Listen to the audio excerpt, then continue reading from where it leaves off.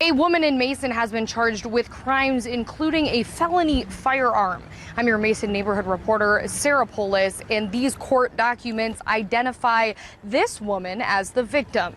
And she tells me she's now afraid to go outside. I want to spend time in my backyard, but I can't.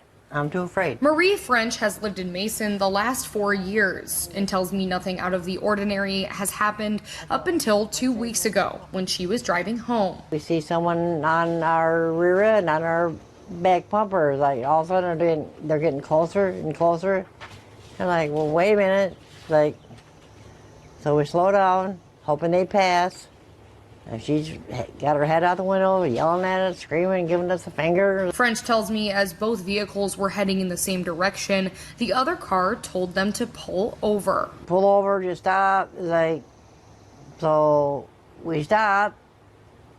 She gets out of the car, goes into her house, comes out with a gun. French says she lives 1 street over from the suspect. According to court documents I obtained, the defendant, Juana Vela, is a Mason resident who has posted bond.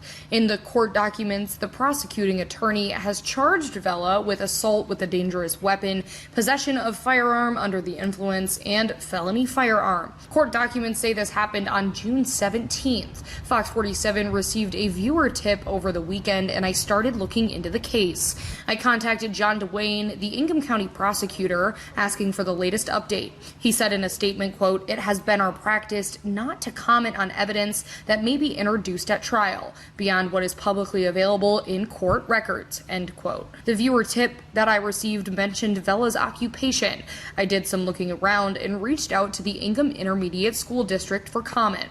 I received a statement that says, quote, "The district recently learned about an employee who had reported outside altercation that had nothing to do with our school or our district. We can't comment any further other than to say this individual is no longer employed at Ingham ISD." End quote. Court documents say Vela is expected at the 55th District Court in Mason July 1st at 8:30 in the morning. I did try and contact Vela, the suspect, to ask for her comment, but I was not able to reach her. In Mason, Sarah Polis, Fox 47 News.